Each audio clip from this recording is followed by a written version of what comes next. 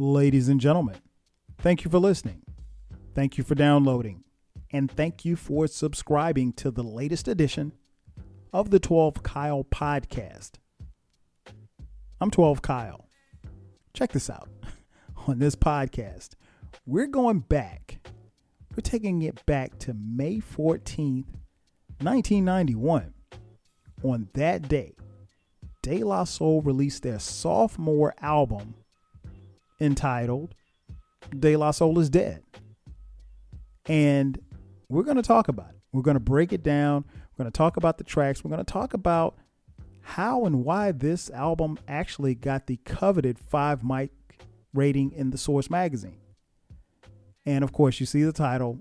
We got some company. We got my boy in here. Eclectik is in the building. So sit tight. After the break, you will hear us break it down. We're talking about De La Soul is Dead. 30 years later on the 12 Kyle podcast. Let's get it.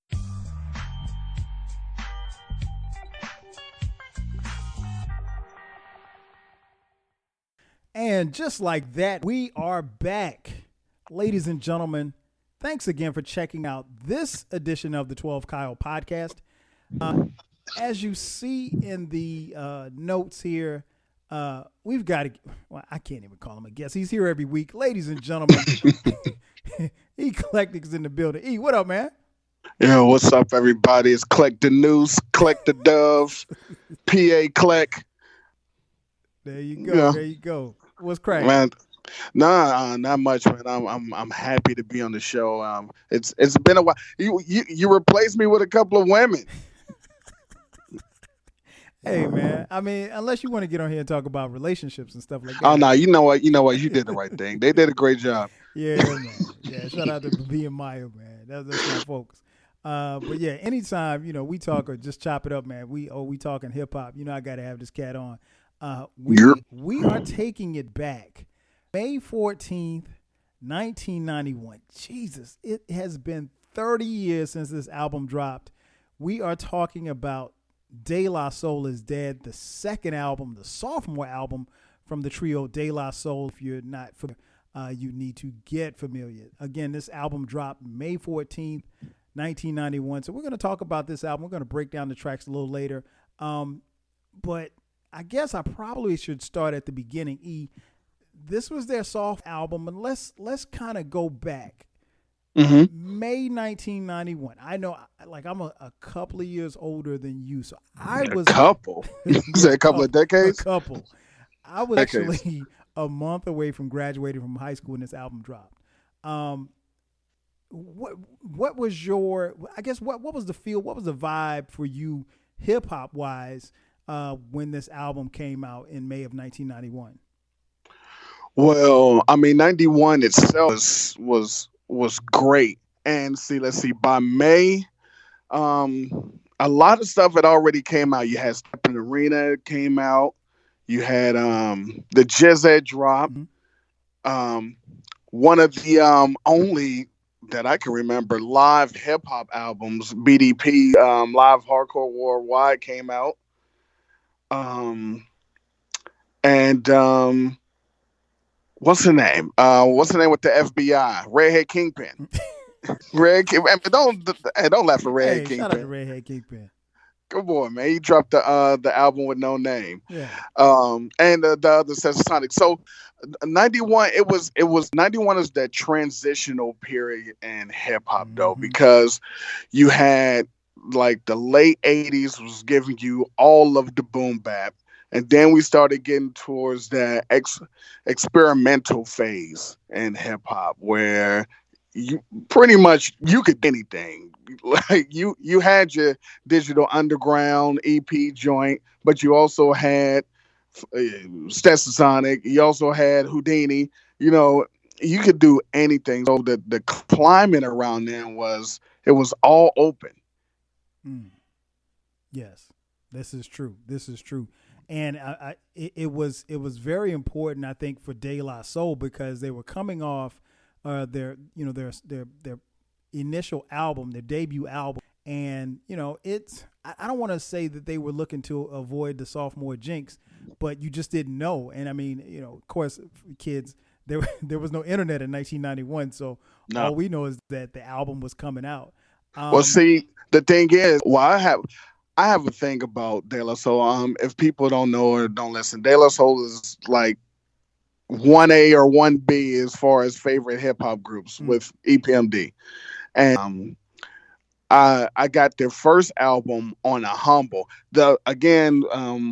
Way back, 89 is when 3 Feet came out. Mm-hmm. This was still in even though videos were out, this was still in let me look at the album cover, let me look at the tracks and see what's going on. But I had heard Potholes in My Lawn, and I loved it. And I went to the record store and saw the tape, and it was between that and something else. But when I looked at the 3 Feet High and Rising tape, it looked like it had like 7,000 songs on it. So I was like, well, this is more bang for my buck. And that's how I got it. I didn't really know much except for Powers in My Lawn. So fast forward to De La Soul is Dead. I didn't know that album was coming out, and I didn't even see Saturdays. Saturdays was the first single. Yes. I didn't see the video for that. That came out like dumb early. March. Yeah, that came out dumb early. I saw that. And then somebody at school was like, "Hey, De La is out," and I had to borrow. We were on a bus. Let me hold that, and I got the tape and I put it in my Walkman, and that's how I heard it for the first time. No doubt. I remember. Like I said, I was about to graduate, so I didn't. I was, it was like. It was 1991, so I wasn't running to the record store, as a high school senior with no money. But I do remember I got this tape the week that I graduated. So a month basically. I got this tape, and I remember listening to it, and then we stopped listening to it to watch Jordan in the finals. This was Jordan against the Lakers, against Magic Johnson. I never forget it. So me and my boy were listening to it, and we stopped on the first listen. We got to the point where, the game was about to come on, so we stopped listening to it on the first listen, and then we went back to it. But again, like you said, 1991 was a different kind of year. Transition definitely for hip-hop. When you look at the landscape of what came out, and you don't have to, necessarily go into what came out, but what makes this album different from everything else that came out in 1991? Because if you put De La Soul is Dead and you not even rank it up against the other albums, but if you just put it kind of stands alone as far as the sound, the feel, the vibe, the subject matter, obviously, and just the way that the album was constructed. What's your take on that? What do you think about what makes this album so different from everything else that came out in 1991? Well, the first thing is they continued on their style with the skits. For people that are new to hip hop or don't bother to go back and look at hip hop, all the skits and stuff that are on albums, De La Soul is the first. They came out with it. No question. They did it. So in 89, before 89, there was no skits. So so the fact that it started, it's a whole story. It's the album that they threw away in the trash can. So that plus, this is about as native tongue as you were gonna get. This album is more native tongue than any Tribe album, than any Jungle Brothers album, than any Queen Latifah album. This is super native tongue.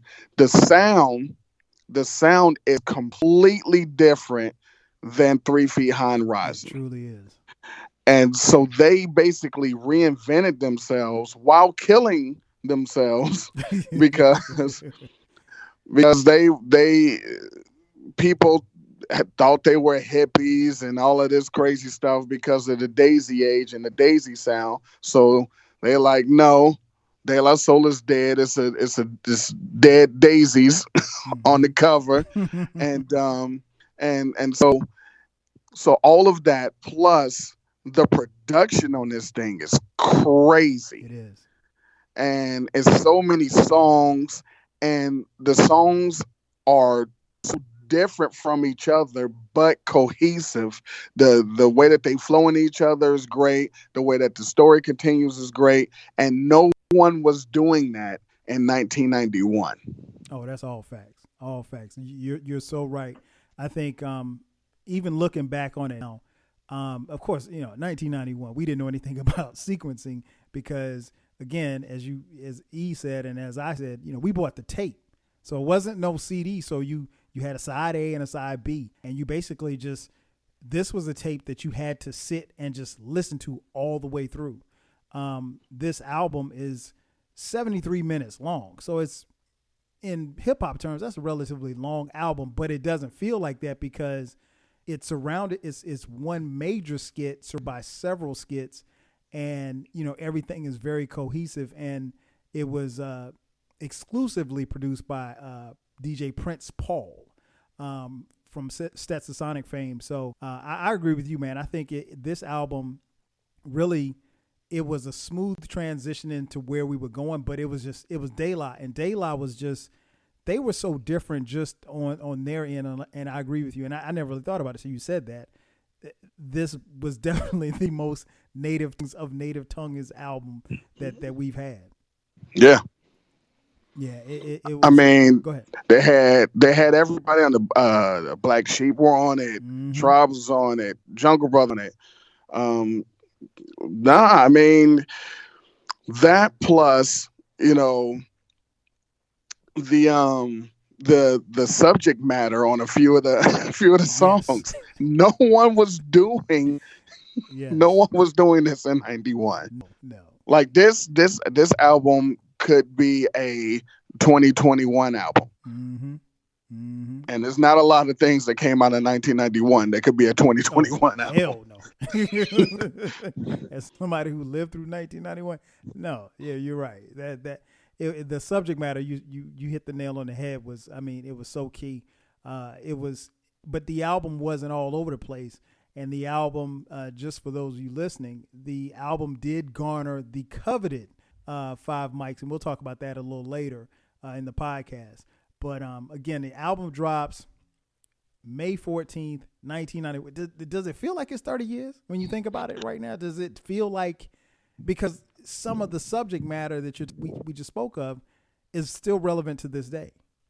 I mean, it didn't until you said it. See, because being completely transparent, I love this album. This is in like my top 10, 15, probably 10 though, favorite hip hop albums ever.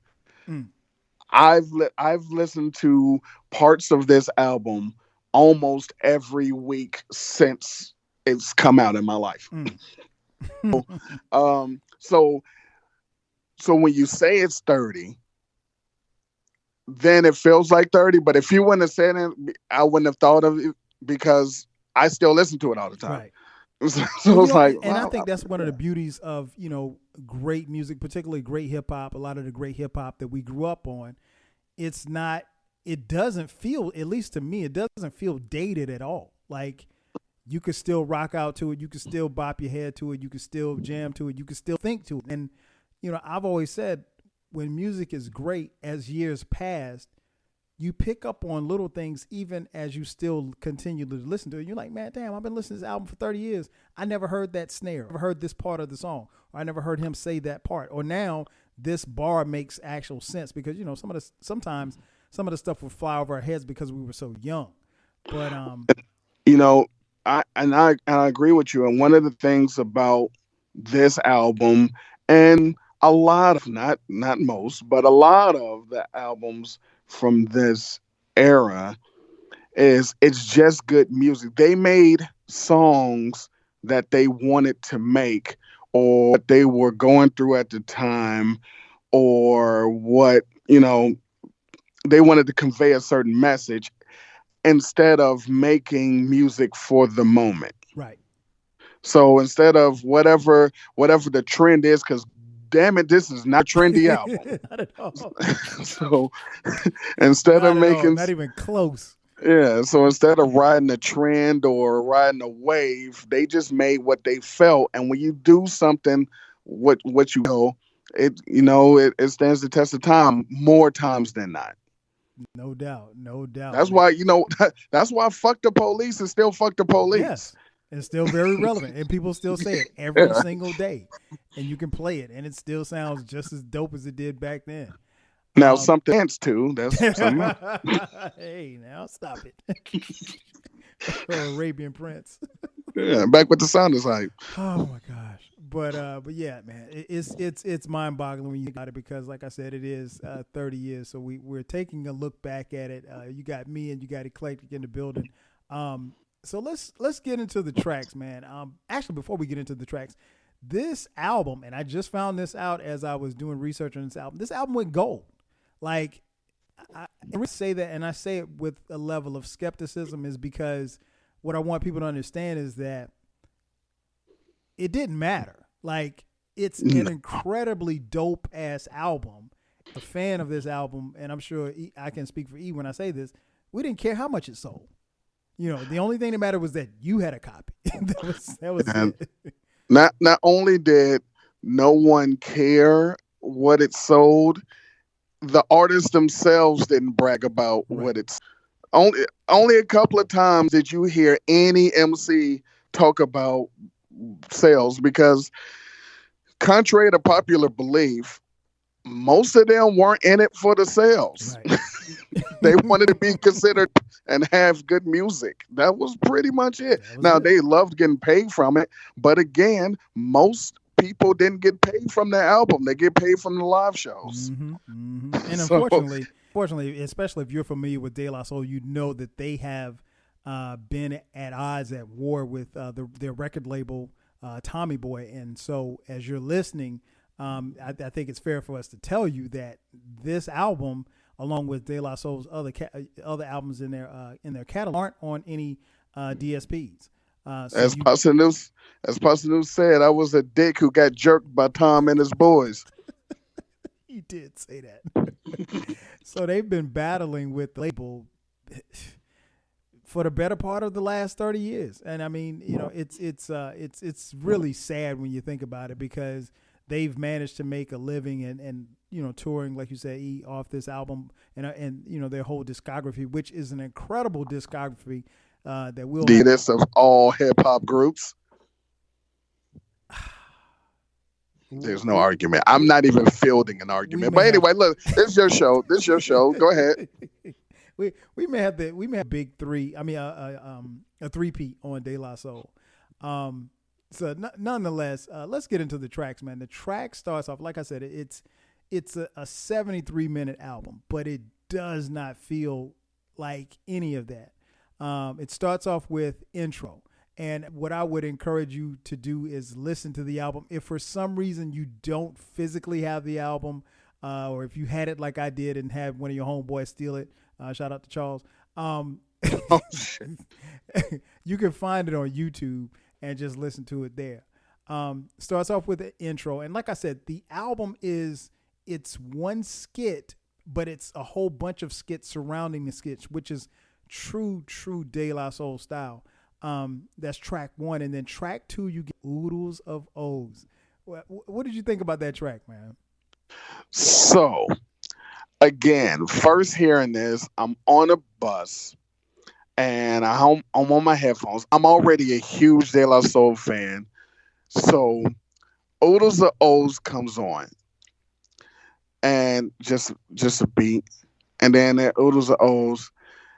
And when the beat dropped, I nearly jumped out of my seat because that's top 5 hardest beats that De La Soul has ever rocked on. This is one of my favorite. This is one of my favorite De La Soul songs. Period. And the scratches. I don't even remember scratching like that on 3 Feet High Rising for Cool Breeze on the Rocks. It Was wasn't. that for Cool Breeze on the Rocks? I don't remember any of this. And man, Mississippi Scratch. Oh shit! I was like, I think that was from my Hurson on the Daylight album. I'm like, I was like, yeah, yo. I was like, man, if any of you listeners are wrestling fans, I was like, De La Soul turned heel. They went bad. Turn heel. Oh, that's old school. I was like, yeah, no, this song is wonderful. Yeah, and like when the song was going on, I didn't necessarily even know exactly what they were talking about, but I was like, it's De La Soul. I don't really need to. No. I mean, you're a fan and you're immersed into the music, so it really didn't matter at that point. I mean, wow. I mean, I love this song. Mm-hmm. I can't speak more highly for this song. Last of the fast plug piper's door, and your eyes burning like rubber and alcohol. Native is the tongue that speaks the guacamole. King folk will play this in stereo. Yep. Hoodles Yeah. and oh, this joint, man. Love this joint. And he said, "Pause Prince the piece of his jeans or Jabos." Jabos. I'm like, Jabos. Who's talking about Jabot jeans, man, in '91. In 91. Yep. Very, very popular gene back in the day. This joint bangs, man. It's a very good start off for the album. Then we get to track 3, talking about Hey Love. My God, man. Come on. That's my joint. I like this joint. Falling up above. Mm-hmm. Tasha talking about being fully dedicated. And it the thing that I like about it gives you that old school feel of like R&B. Well, I can't even call it R&B. It's more like a pop music, but it's hip. And it's soul. Yeah, it's soul, and nobody in hip hop or rap or whatever you want to call it at that particular time was doing that and that kind of sample. I don't know, what made De La and Prince Paul, dive into these samples the way that they did, but this album is immaculately produced. I mean, the song. So the main sample was Stevie Wonder's "Hey Love," obvious, Mm-hmm. and one of the so to for people that, because I've been on this show a lot, and you've been on my show a lot, Mm-hmm. especially the hip hop one. When I say that I love this album, this is how you can tell how you know I love this album, because of this album. That is why I end my show with "I Can't Be Your Lover." It's because of, and it started on this song. And you know what's funny? I told you I hadn't heard this album. I was telling you off air. I had not sat and listened to this album in a couple of years. It's probably been about 3 years, probably close to 3 years, right? Mm-hmm. So I get to that part of the song, and it's like, you ever like how when we would watch cartoons and then you see the light bulb go off over someone's head? Like, Yeah. this motherfucker, this way he got this. Because I always just assumed that it was something else, and it wasn't until that point where it clicked. I'm like, okay, that's why he puts that on there. Yeah, because they do it at the end of like 5 or 6 songs. And I was like, I love that. I was like, of every one of my shows, "I Can't Be Your Lover." Mm-hmm. Mm-hmm. This shit is hilarious, Yeah, man. It is. Pause giving old girl some of her special donuts for free. Then we get to track 4. Oh, Man, Peace Porch. This Peas Porch. This I can't call it. It's probably my second favorite song on this album, man. Peas Porch, man. This one goes off. What's your thoughts on this song, man? So Otis Rose goes off. I'm out of my mind. "Hey Love" comes on. I'm like, what are they up to? Mm-hmm. Then Peace Porch, and they have never rapped like this before. No, never. They put it like this: 3 songs in, there's 3 different rap styles, Mm-hmm.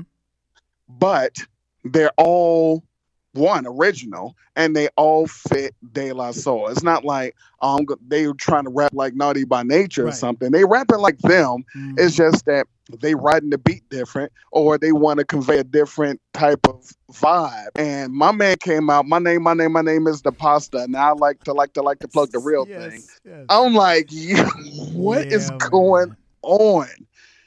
That's my Yeah, Marisol's on the hook talking about the fight at the Donut Hill, and called plug 3, the chubby one.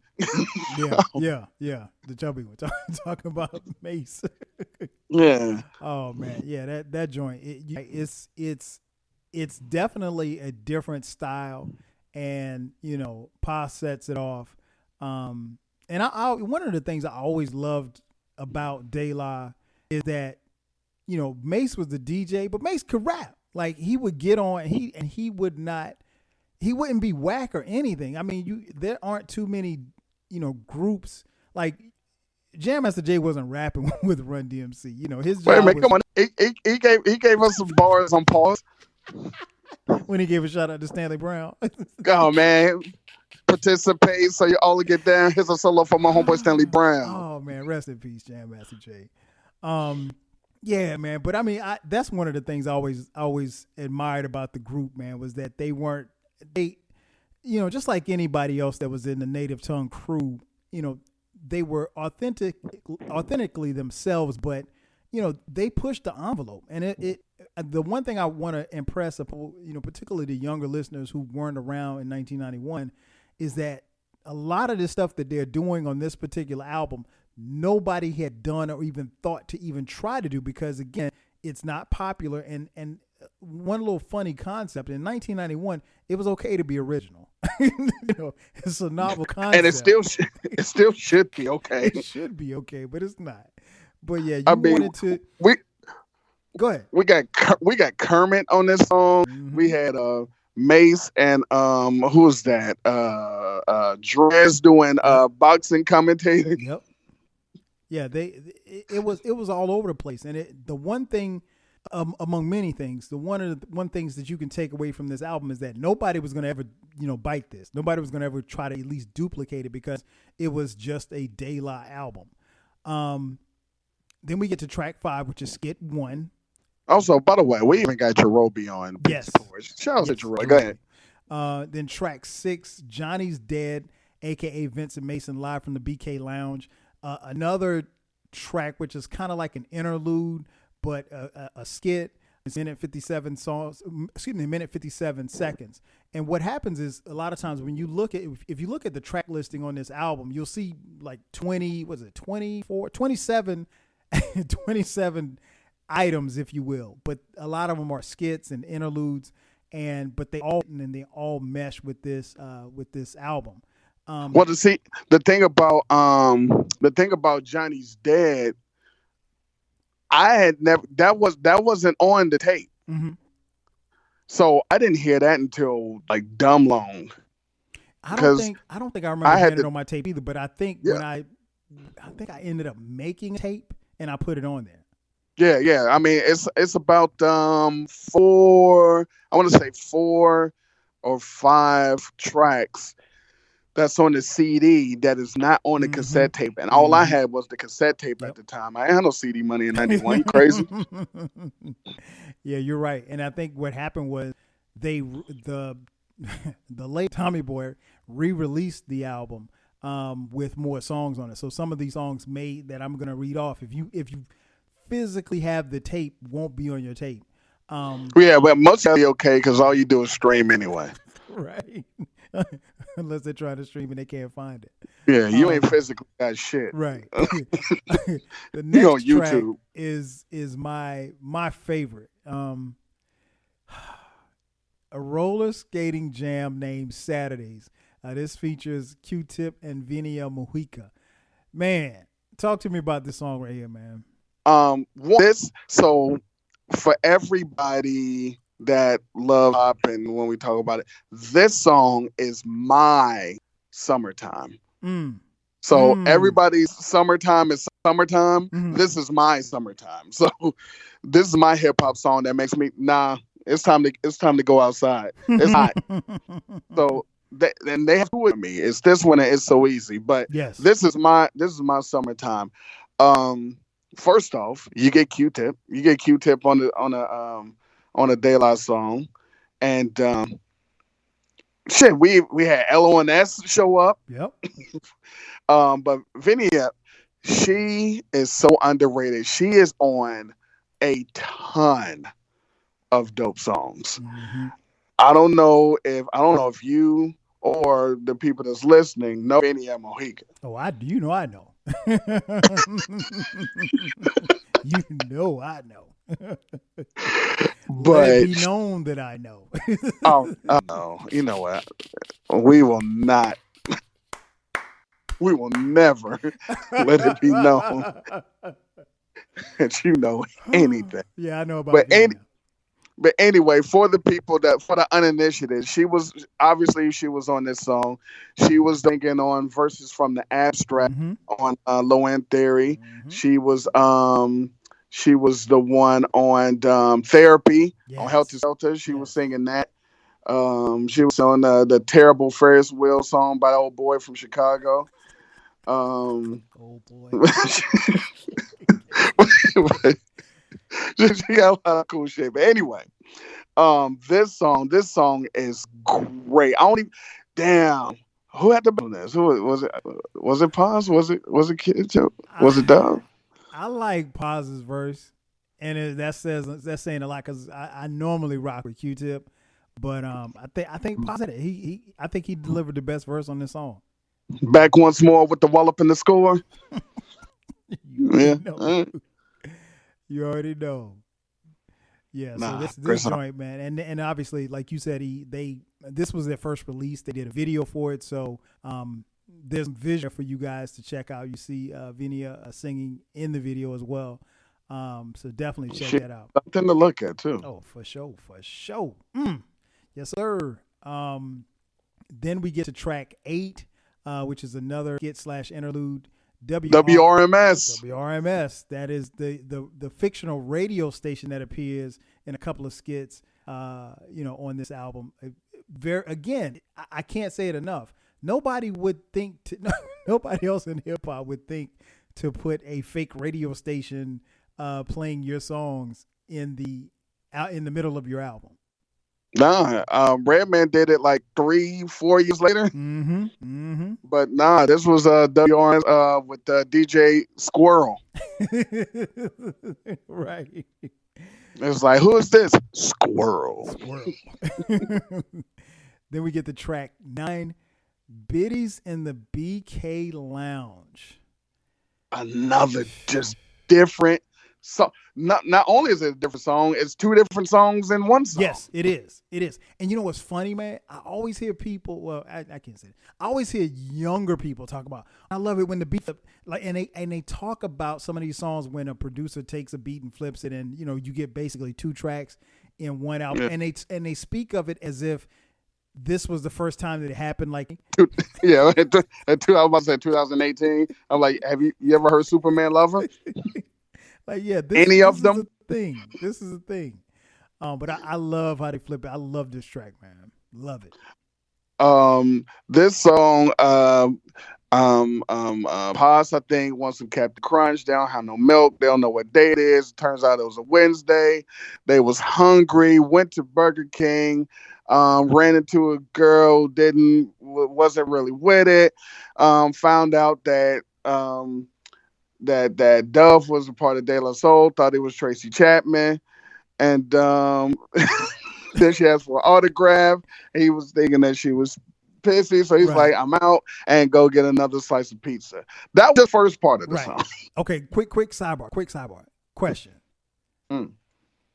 Did this already appear on your list? Oh, yeah. And I'll explain it in what we're talking about, but it has not. Okay. So don't say where it's going to be. Okay, so for those of you listening, my man right here, he has been counting down the best storytelling rhymes in hip hop. He started with 50. So when you're this podcast, if you're into story rhymes or you just want to hear him talk, check out the Encyclopedia Hip Hop podcast, and he has them numbered on there. I have a number in my mind where I think this is going to end up on the list, but I'm not going to say it here. I'll probably disclose to him as he gets closer. But we are currently, we just did 31, which was Nobody Moved by Eazy-E. Right.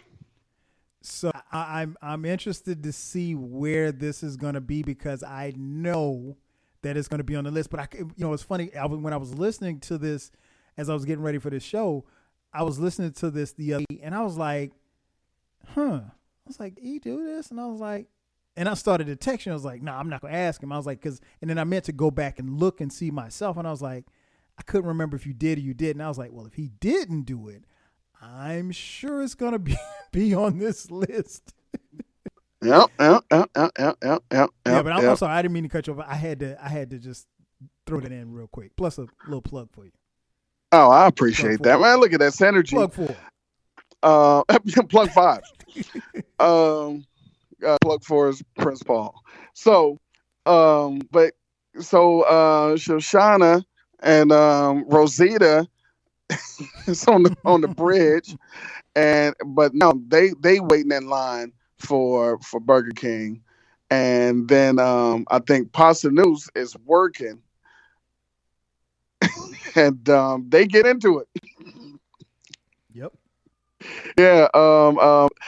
And my favorite thing, hey man, this shit kills me. Mm-hmm. Well, first she, I think Shoshana says that that Pasta News is booty and he dressed like a geek, and her shoes cost more than he make it 2 weeks. Right. Then he starts talking about her weave, mm-hmm. and but what I want to get the exact said that her man so skinny, but then Shoshana said, but they living fat. And then Pasta News said, speaking of fat, would you like a diet soda? Because less fat on you will spare us all the odor. Or better yet, pour it down your pants and let the acid kill the smell that should have been left to mask. That was so cold. That was so cold. I was dying. Yes. Man, that was hilarious. And the thing is, like, you don't really get those kind of comical, but just snapping on people like that in rap at this particular time. But man, it was typical De La, man. I love that. That. He's like, that was my favorite part. Pour it down your pants and let the acid kill the smell. Oh man. And so this you probably couldn't get that shit off in 2021. Nah, that had to get canceled. But and then the beat flips for a third time, mm-hmm. and they let Mace get busy. Mm-hmm. Ask for a burger catching attitude. Yes. The taste worth come off extremely rude, but when I snap back, you tamper with my food. Mm-hmm. Yeah. Oh man. Yeah, he telling me about to go open up a donut store. Yeah, that is one of my favorite moments. One of the favorite tracks. It's not my favorite, but one of the favorite moments on that album. Man, like I said, it's a banger, front to back. Then we get to track 10, which is skit 2.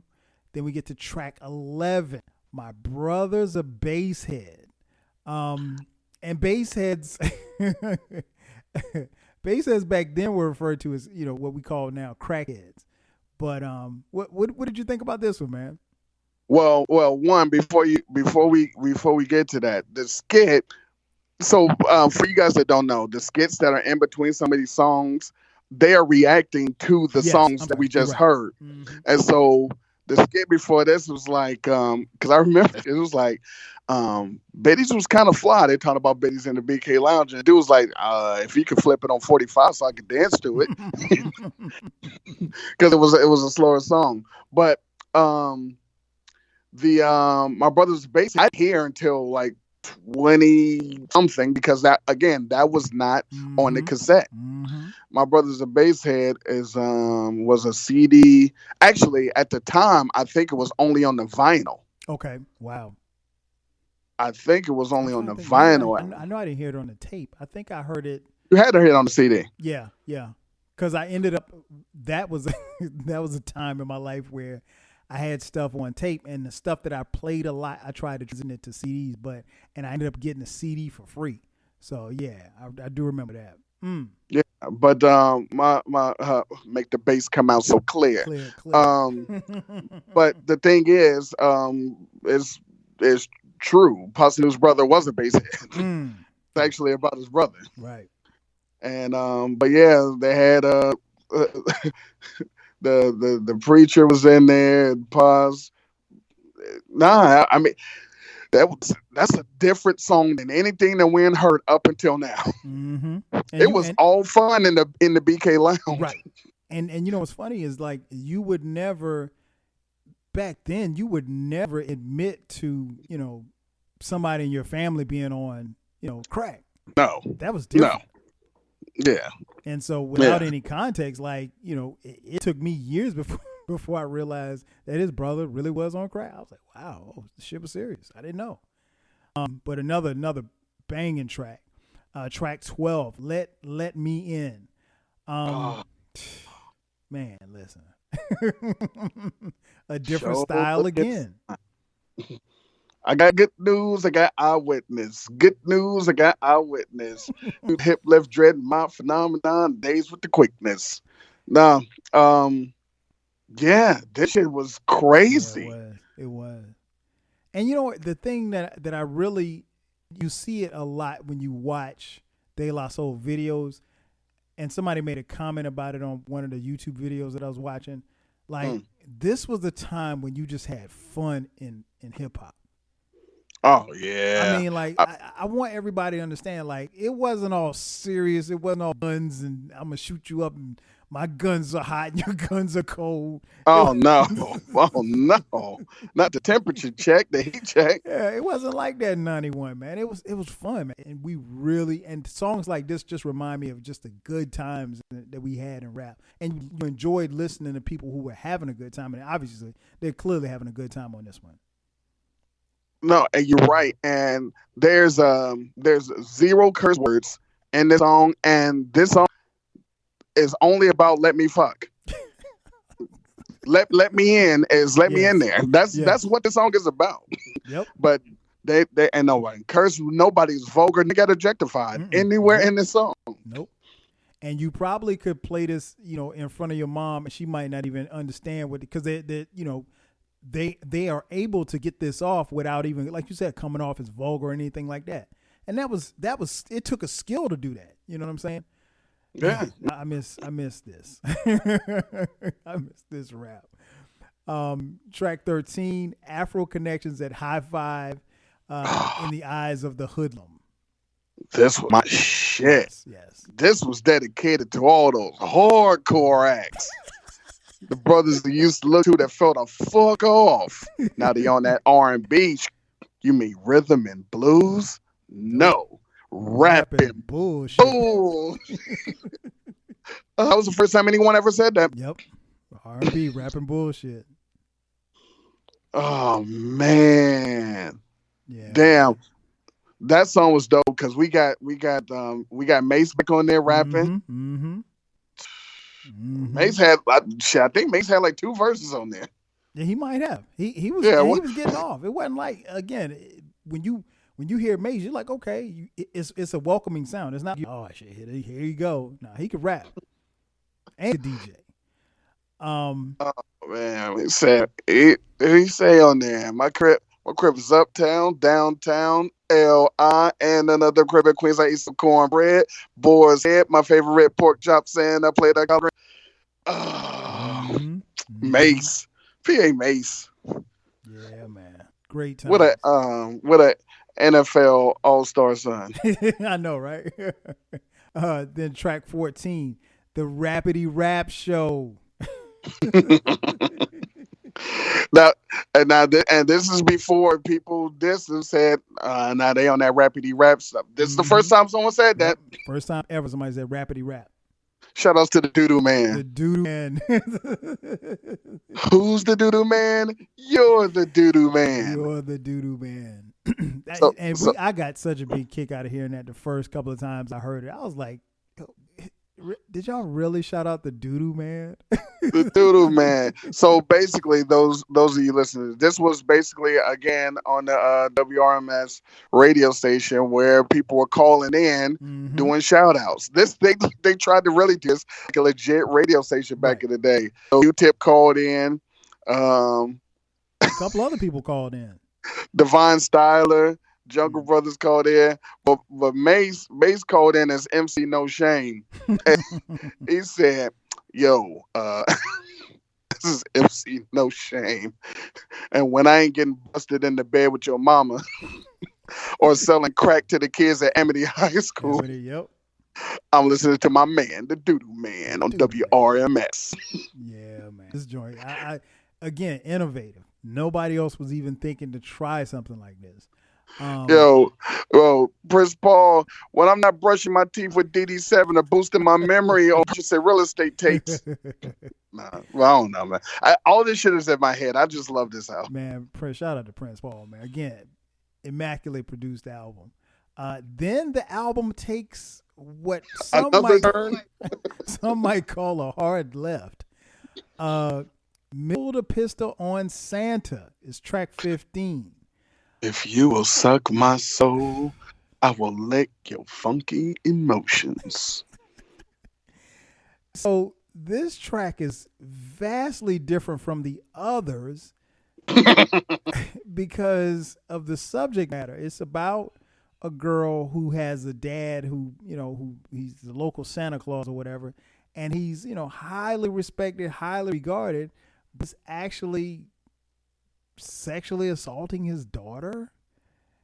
And another great story. It's a tragic story, but it's a great story rhyme again, that they lay claim here. And I just, even in the middle of all of this album is a fun album. It's fun. We're having fun. We get to track 15 and we go left. And it's not, even still listening to it now, it's like you can kind of picture everything that they're describing. Oh yeah. What did you think about this one? So looking at like the track listings, I'm like, what am I about to listen to? This was number 37 on the list, by the way. Okay. Yep. Number 37 on the list. But so I'm just listening to it, really not knowing what was happening. And now the way it unfolded, Dylan got what he deserved. But it's bugged out how they told the story from like three different perspectives. They had Paz looking at it one way, Melly looking at it one way, True Goy, because Paz was trying to look out for True Goy. She asked True Goy for a pistol. He like, man, shut up. He like, get out of here. He wouldn't go give her a pistol. And yeah, then she ended up letting off on her father. You know about part 2? I'm not familiar with part 2. So everyone listening, basically Millie Posduff went to the same school. Dylan was social worker, and he taught at school. He was molesting Millie. He was playing Santa Claus at Macy's for the season. Millie finally got fed up with the shit. She wanted to kill him, asked for a gun. Dove was like, man, give you no gun. Fuck out of here. She said she'd go get it somewhere else. He was like, whatever. Yada, yada, yada. Passes with his brother and his mother in the line for Santa. Millie comes in, asks, where the hell is Dylan at? Passes like, right. She pulls down. And the track ends right there. Millie bucked him with the quickness, and it was over. So part 2 is Millie fell off the fight. Oh wow! Shit. So real quick, Millie ran after killing Dylan, and then she was gonna go tell the police that she basically killed him because he was fucking with her like that. But then instead goes to while the police are chasing her, she go to a factory and then they catch up with her and she goes up like a fire escape or a ladder and the police is trying to tell her to come down. She like nah and she slips off the ladder and dies when she falls. Mm. Wow. Millie went through it. Hard life. Yeah, a lot of people don't know about the Millie fell off a fire escape. But yeah. Was that on a mixtape or something? Or Yeah, that was on the Leak at Will when they was really pissed off and it was like leak all this shit, fuck you. Because you know Tommy Boy. That sounds like something De La would do. I ain't mad at him though. Their battles with Tommy Boy record label is legendary. But like I said, even though it's a different track, still a great track for this album. Then the next track, Who Do You Worship? It's more of an interlude. And now this one kind of, I was like, I could have done without. It's okay. But what's interesting is, the funny part is, you that's track 16. When you look at the track list, then you go to track 17, which is skit 3. And in skit 3, they're actually talking about the previous song, Who Do You Worship? And they're like dissing the song. So I thought that was, very clever by them because they basically, in a nutshell, was probably saying what we were thinking back then when we first heard that song. Like, man, what is this shit? This is, this is trash or whatever the case may be. But so here's the problem. Mm-hmm. So the skit was like, which was a sneaky ass diss. The track was like, sound just like MC Shan. I don't like it. And they were like, they was like, who do you worship? They on some devil shit. Right. Right. But who do you worship wasn't on the tape, but that skit was. Okay. So when I heard the tape and I got to that skit came right after Millie pulled a pistol. And so I got to that skit and it was like, yeah, who do you worship? I was like, what the fuck are they talking about? I had no idea what they were talking about until like 2005 when I had the CD or something. I was like, oh, but no, like for damn near 10 years, I had no idea what about. It was like, who do you worship? I don't know. I don't know. But yeah, that was the weird thing. Yeah. But I knew everything about the skit. Because that skit had Mr. Long on it talking about I'm hemorrhoid, I'm the leader. Shout out to Mr. Long from Black Sheep. Yeah, so that's how that one went. And then we got to track 18, Kicked Out of the House, where Dove just goes solo on this one. Well, the thing is, I never and still am not a fan of house music. And I was so happy to find out because, again, this was not on the tape. I had never heard this. I like this joint. It's more of a skit / song, but I love it. Yeah, no, that's fine. What I'm saying is, when the tape came out, this didn't exist. So I never heard this again for like 10 years. And then when I finally heard it, I was like, okay, it's cool, but it did have a record. I gave you a lover. Of course, at the end.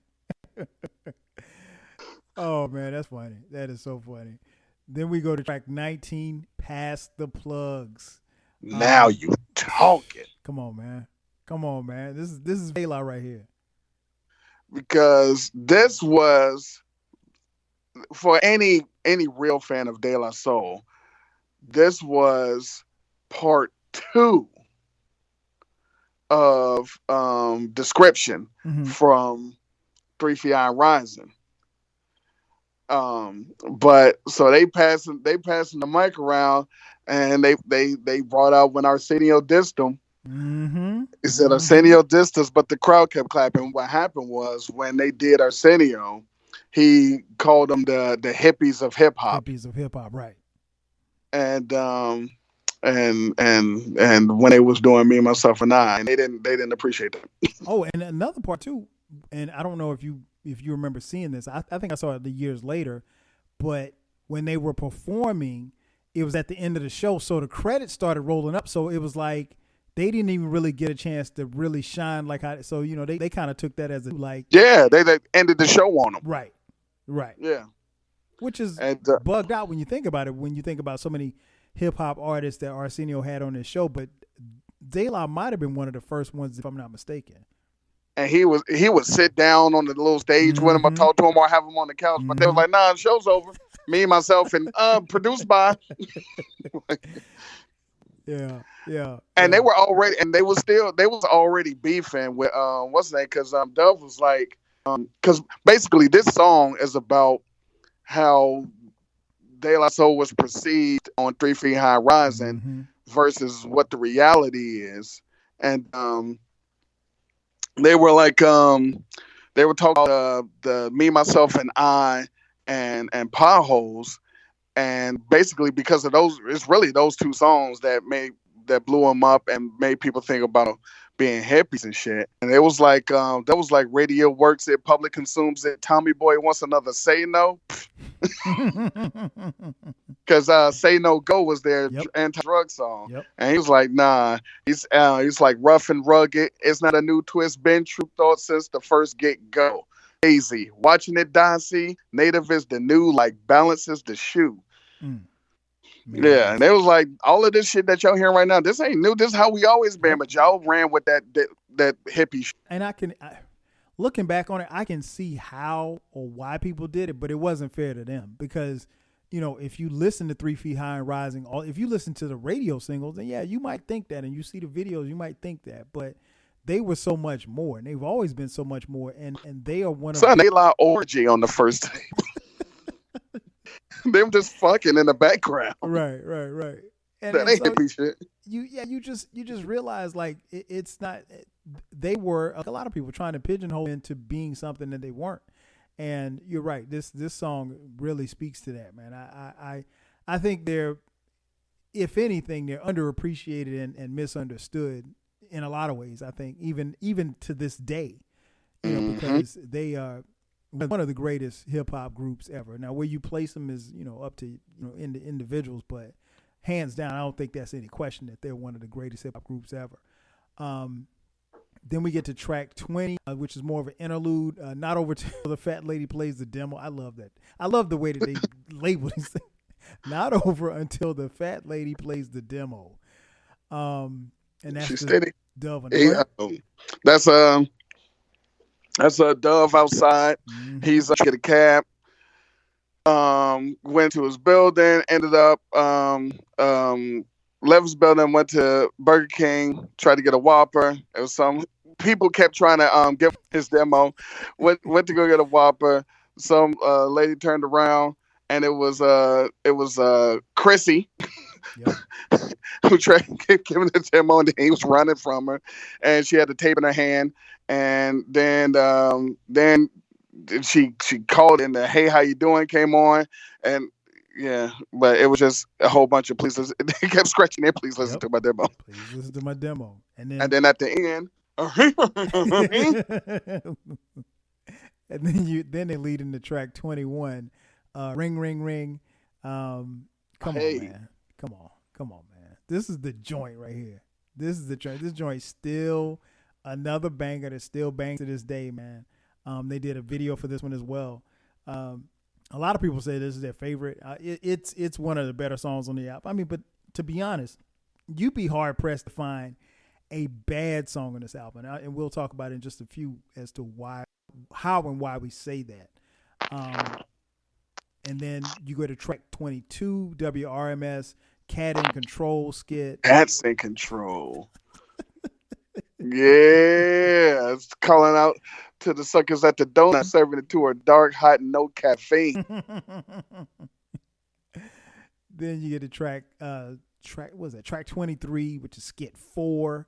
And these skits are mad short, but they're still funny and still very relevant and flow with the album. Then track 24, Swing a Locate. What did you think about that one?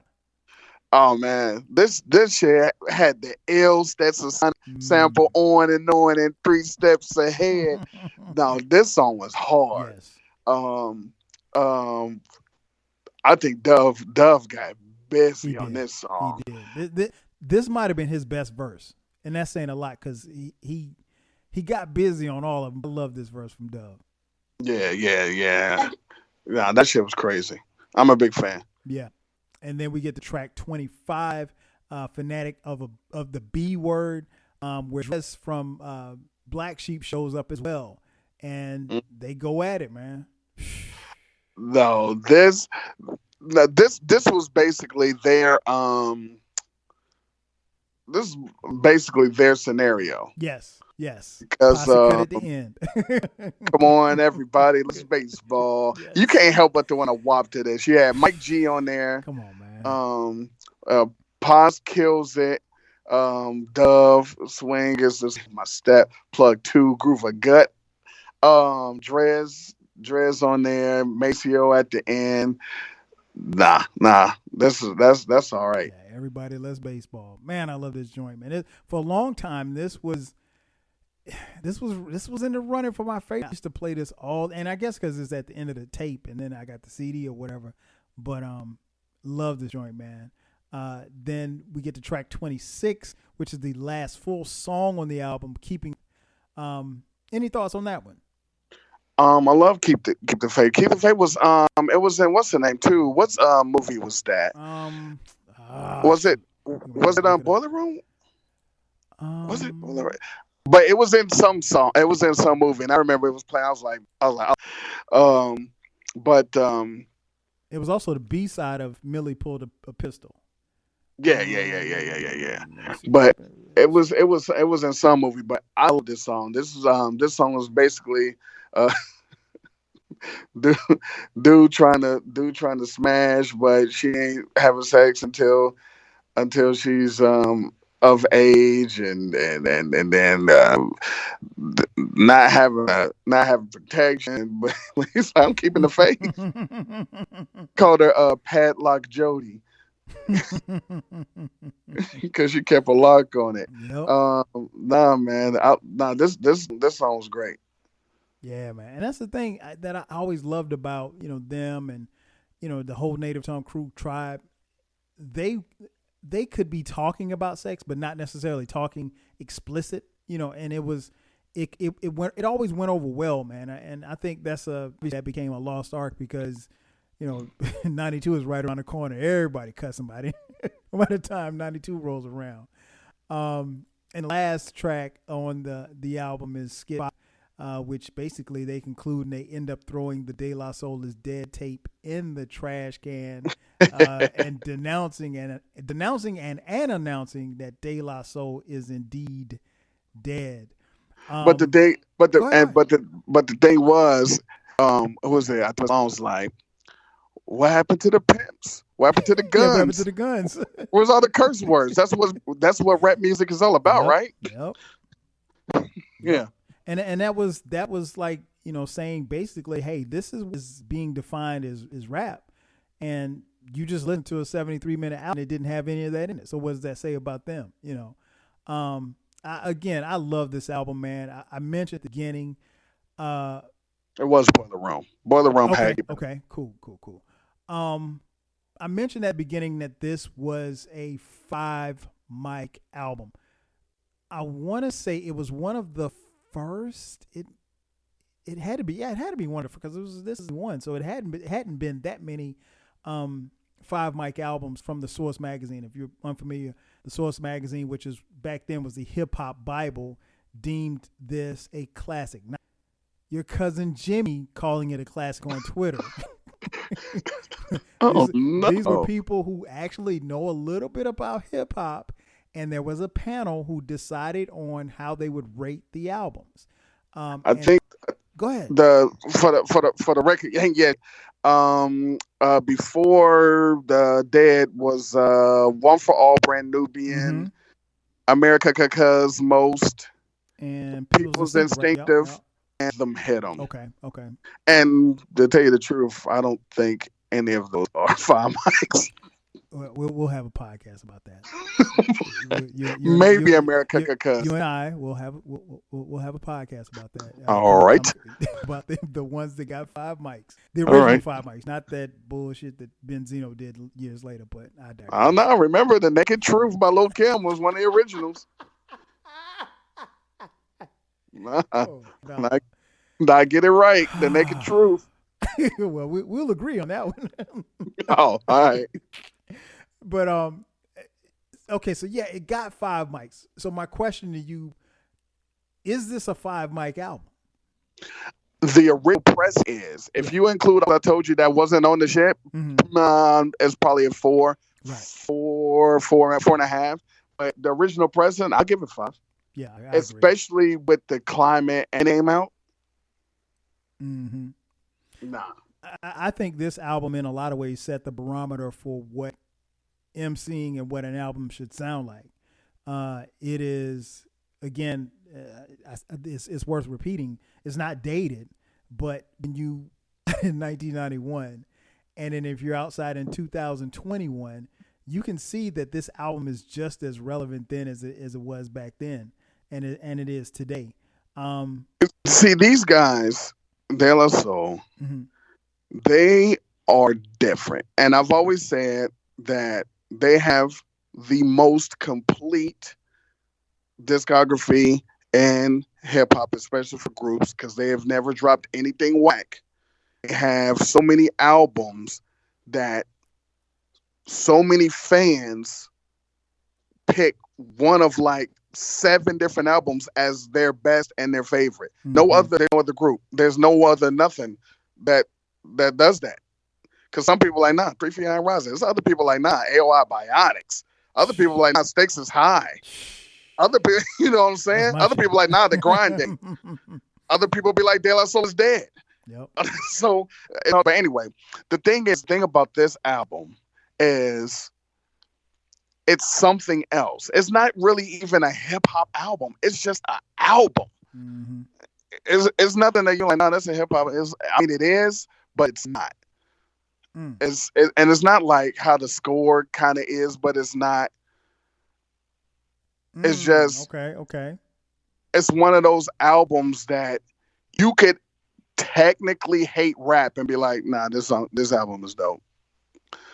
But if you hate rap, you're not gonna listen to America's Most Wanted. You're like, nah, I like it. I still like it. You know what I'm saying? Right. This is almost a conceptual album that an experimental, like what the Beastie Boys ended up doing after License to Ill.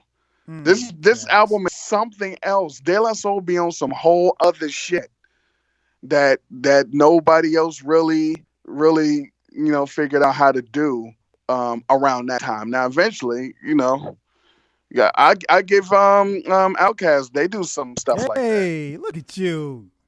Not as well, but it's not as well. If there was no De La Soul, there would be.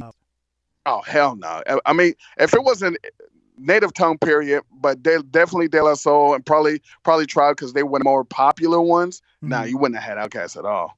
But see, and that's that lane because you wouldn't necessarily say if there was no Run DMC, it wouldn't be an Outkast or a De La Soul. You might say EPMD maybe for De La Soul. It's weird how you can track, but De La Soul is one of the most original motherfuckers.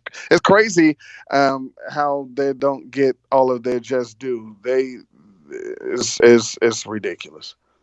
Hey, you're right. And again, I always maintain that they are undervalued and underappreciated.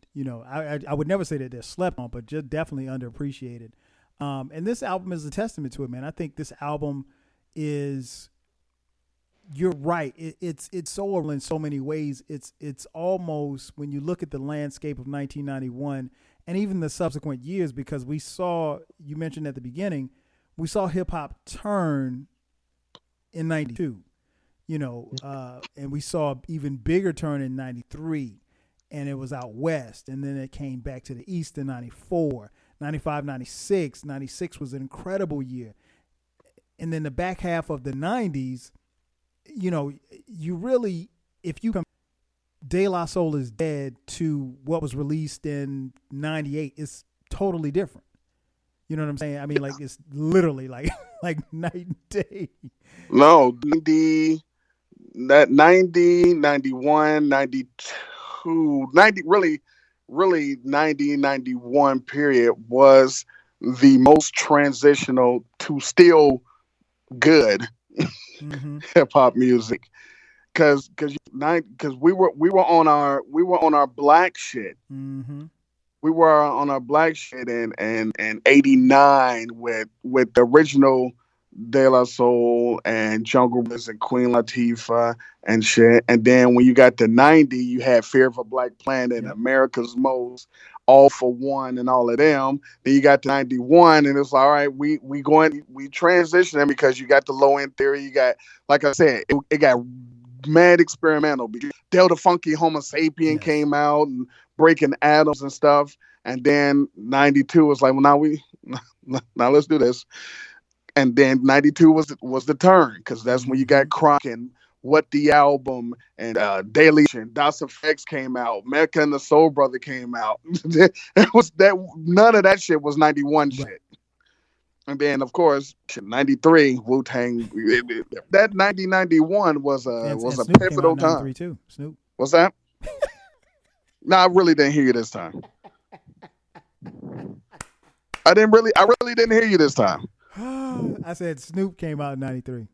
Oh, you let it be known. I can leave it be known. Well, that's gonna wrap it up for us, man. We have presented to you De La Soul is Dead, man. But before we get out of here, tell the people where they can find you, man.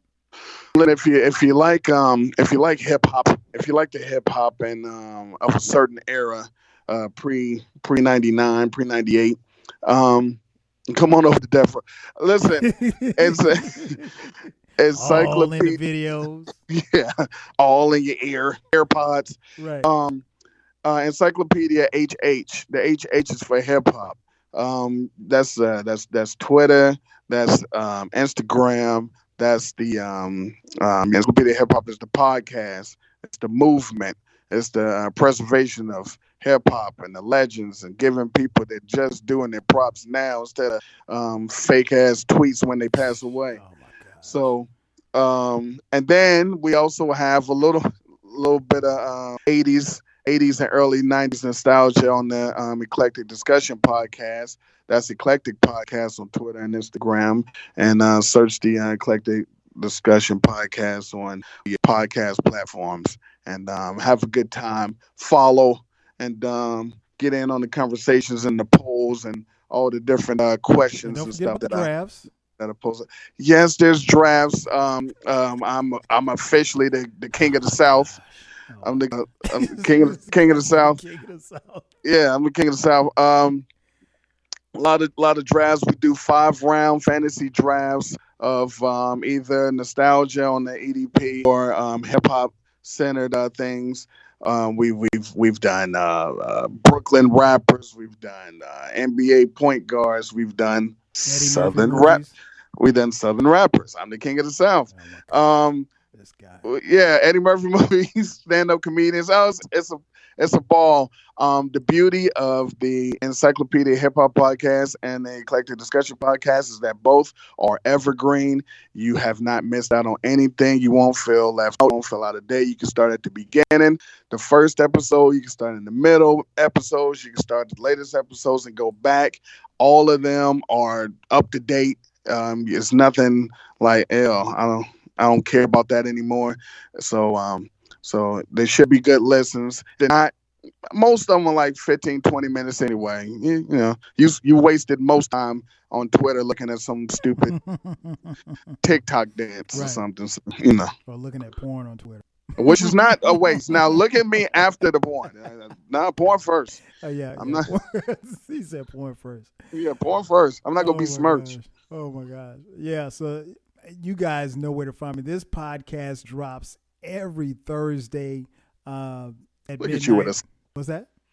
look at you with a schedule. Yeah, every Thursday. And from time to time, we're dropping, this year, we're dropping bonus podcast episodes on Sundays as well. So you guys know where to find me, 12 Kyle on all platforms, 12 Kyle podcast platforms. And like I said, like he said, I'm usually on with him. I haven't been winning some of these drafts here lately. I may have to have the SEC commission look into this because something is wrong with the numbers, but I will, with the commissioner down the road, nonetheless. King of the South. Nonetheless, I got to thank you all for checking this out. Make sure that you if you do nothing else, I mean, besides listen to our podcast, make sure that you listen to this album. This is a phenomenal album. I know we just spent an hour plus talking. I want everybody to listen to it again. Unfortunately, because of the issues that De La Soul has had with their labels, it's not on any DSPs, but you can go listen to it on YouTube and check it out, man. It's an incredible get something from it, I promise. And if you listen to it one time, I promise you'll listen to it again. That's going to do it for us. So for my man Eclectic, I'm your boy 12 Kyle. We'll catch you guys on the next go round. 5G. Yep. Chill.